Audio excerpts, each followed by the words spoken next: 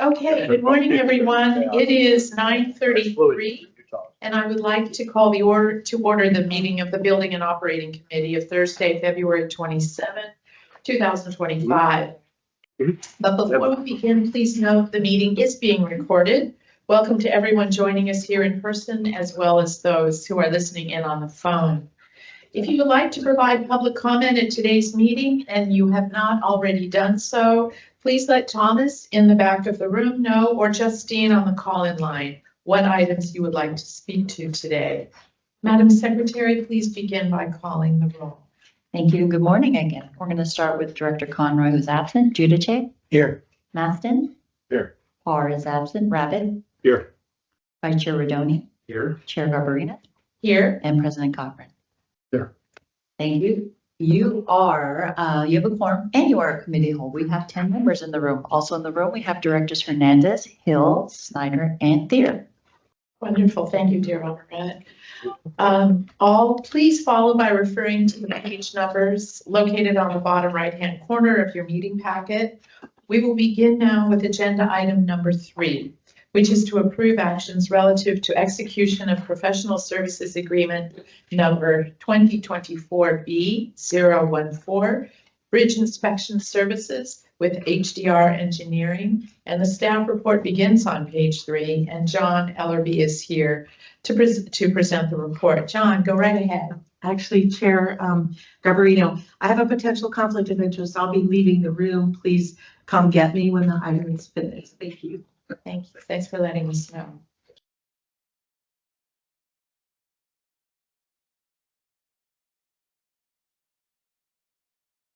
Good morning, Chair Garbarino, members of the committee. The item before you recommends that the B&O committee recommends that the board of directors approve the following actions relative to professional service agreement number 2024B014, bridge inspection services. Authorize execution PSA number 2024B014 with HDR Engineering Incorporated in Walnut Creek, and an amount not to exceed $10,982,580 to perform 2 cycles of Title 23 Code of Federal Regulations, Part 650 mandated bridge inspections of the Golden Gate Bridge, and establish a 10% contingency for PSA number 2024B014 in the amount of $1,098,258. With the understanding that sufficient funds are available in the fiscal year 2024-2025 Bridge Division operating budget to finance the estimated $1,428,000 fiscal year 24-25 expenses under the PSA. So Title 23 Highway Code of Federal Regulations, Part 650, so Part C, National Bridge Inspection Standards, sets national standards for safety inspections of all highway bridges. The Golden Gate Bridge is a part of the National Highway System and is required to comply with the bridge inspection requirements. Also, in order to receive federal funding, these inspections are mandatory and required. So, in accordance with the 23 CFR, inspections are to be performed on all bridge elements every 24 months, except for underwater inspections. That item was actually brought last month to the committee, and those are every 60 months. And there's 4 types of different inspections that are required, and we have staff that perform a large number of these, but there are certain elements called non-redundant steel tension member elements that require you to be within arm's reach of the elements to perform the inspection. Due to limited access that we have here at the bridge, we're not able to perform that currently on a number of the elements. We have over 600 elements that require that inspection. So it requires specialized consultants to have perform basically with rope access. So they go out to the bridge and they set up different rope access systems so that they could come within arm's reach. Also, some of the complex bridge elements and some of the actual other routine bridge elements require some special up close inspections, and that is also performed under this contract. So the district has been doing this for a while. We advertised on our website requesting proposals from professional consultants specializing in this. We also had a pre-proposal meeting held. A total of 15 firms downloaded the documents, but by the due date, we only received one proposal. There's a number of reasons for this. First of all, this is required nationwide, and it is very specialized work. So the number of consultants are limited to performance work, and they are also busy on other infrastructure throughout the United States performing this work. But we did receive one proposal, fortunately, and it was reviewed, determined to be responsive to the solicitation. We did not perform interview. We worked with HDR previously on the inspection.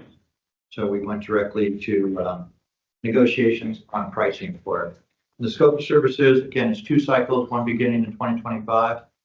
The inspections will take, on-site inspections will take place over approximately April through December of 2025.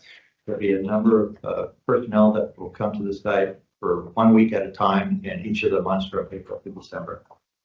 In addition to the up-close inspections, we will also be performing an analysis of the bridge's south tower fender system, and we'll be doing analysis of the capacity of the fender system to resist collisions from ships. There was no contract-specific DBE or small business enterprise for this due to the specialty work, but the consultant was able to attain approximately 8% small business enterprise participation and 2% DBE participation. They have 4 sub-consultants who will be assisting with the rope inspections and also analysis if it's needed. So with that, staff recommends that the Building and Operating Committee recommend that the Board of Directors authorize execution of PSA for 2024 B14 bridge inspection services to HDR Engineering for not to exceed amount $10,982,580, and also recommends establishment of a 10% contract contingency. The amount of $1,098,258 be established for any additional change scope that may develop as the work proceeds. The as noted, there's sufficient funds in the operating division fiscal year budget, and future year amounts will be scheduled accordingly. And with that, I'm happy to answer any questions the committee may have. Thank you, John, for your report. Are there any questions on the part of my colleagues?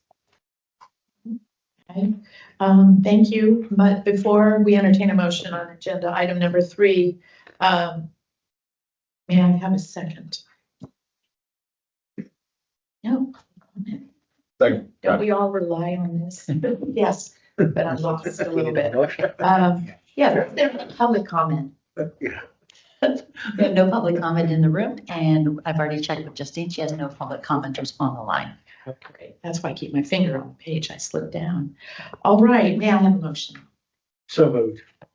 A second? That second's still there. Thank you. Thank you very much. All those in favor, please say aye. Aye. Is there any opposition? Let the record show there is no opposition and the motion passes. Thank you again, John. We will now continue on to item number 4, which is an informational monthly report from board appointees on the Sonoma Marin Area Rail Transit Board. And I'll start off, but I'm going to heavily always rely on David to help fill in the blank. And I'll just give a few announcements, David, is that okay? And then you fill in the blanks. So Director Chris Corsi was elected the new board chair, which is great. Mary Sackett, Supervisor Mary Sackett was elected vice chair. Ridership report for thus far for 2025, 40% is at this point from last year. We are up, which is so great. Petaluma North Station opened in January of 2024. The feeling was it may have bled ridership off of downtown, but that did not happen. So we're getting additional riders, which is also a wonderful thing. Smart Connect shuttle expansion, we talked about that a bit earlier. I have a story to share in February, early February. I think it was the 6th. It was pouring, absolutely pouring. And I took the ferry into the city. On the way back, there was the gentleman, and I told this at the Smart Board meeting, there was a gentleman there who had his door to the shuttle open in shower-like rain, just completely pouring.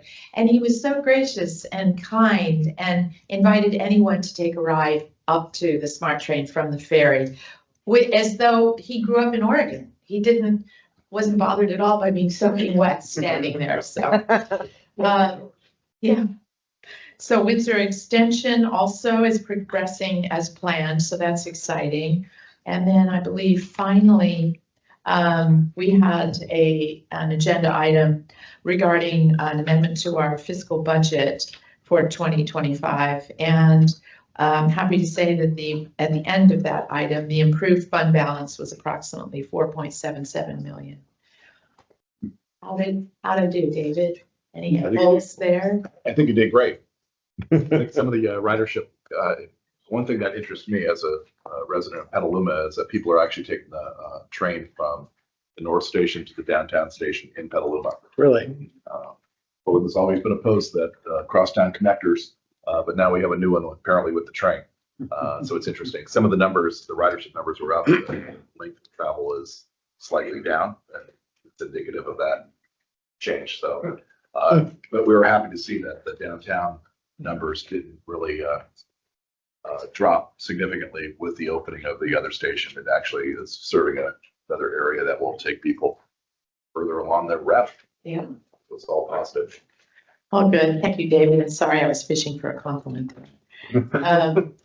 So any questions on Smart? Yeah. I have a question. As I drove down yesterday, I drove by the nice station in Cloverdale. It says vacant. Is Smart anticipating using the current tracks that the Northwest Pacific used, or what's the intention there? I see a nod and a shake. So, Those are the smart tracks. Yeah. So Well, yeah, they'll be replaced. Oh, yeah, but I can use that, right? Yeah. Okay. The good thing is that in the regional transportation plan, Smart to Cloverdale is now included. It wasn't included Right. before. It's fiscally constrained, so we got that in to the plan, which it'll rise and fall on its own merits in terms of getting money for it, but at least it's in the plan and it can Right. actually go out and solicit funds. Right, okay. The station was built by Caltrans about 35 years ago, and they built Cloverdale Bypass. When they built the Cloverdale Bypass, they removed an existing train station. And under the Federal Uniform Relocation Assistance Act, when you have to replace a facility, you have to bring it up to current standards. And so the train station they built looks a little different than the one it replaced. That having been said, it's been sitting out there for 35 years.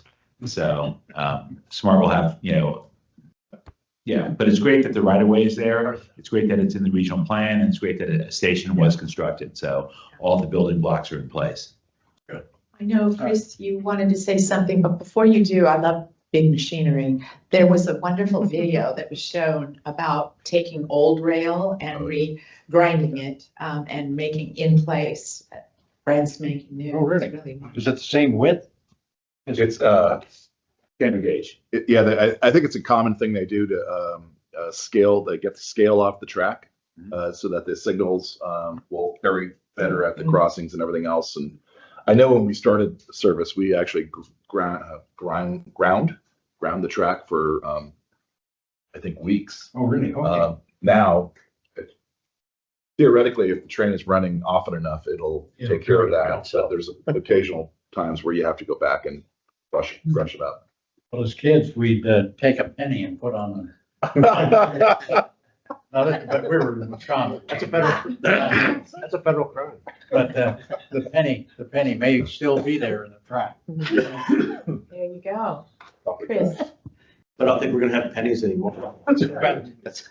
I'm saving mine. Yeah. No, I was just curious if there's any updates on potential funding measure. If you guys have more discussion on that, is that just kind of an just ongoing? got raised eyebrows from David.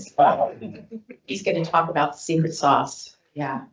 Obviously, the board itself is not involved in anything to do with a campaign or a measure, but I can say that there's been discussions probably going in 26. It expires in 29, so probably going in 26.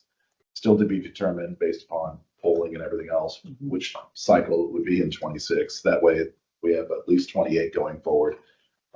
But you'll see more activity, I think, starting to percolate up here relatively soon.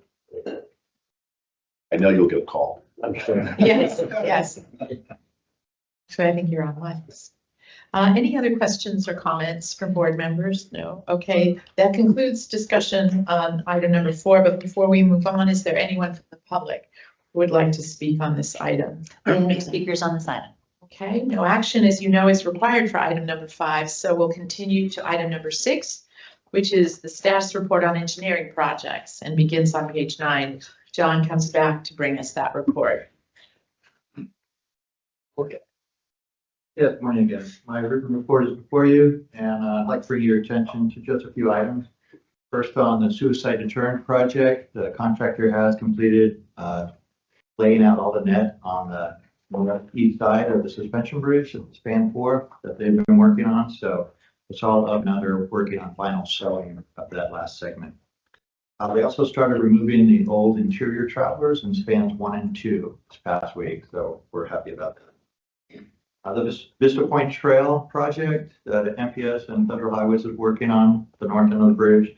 They have completed the clearing and grubbing, and right now they're waiting to get soil test analysis back for excavation and hauling. They plan to begin that work hopefully in a week or 2. Terrafell Bus parking lot. All of the solar panel structure are up and panels are all installed, and they're working on now doing the electrical and connections for both solar panels and for the new transformer out there. That project's moving along. And then the South Lido Landside Improvement Project. That project is substantially complete with only punch list items remaining. So that's another good project. And with that, I'm happy to answer any questions you may have. Great, thanks, John. Again, are there any questions of John or anything to discuss? No, thank you. There is no action associated with item number 5. Is there anyone from the public, though, who's wishing to speak on this item or address the committee under item number 6, which is public comment?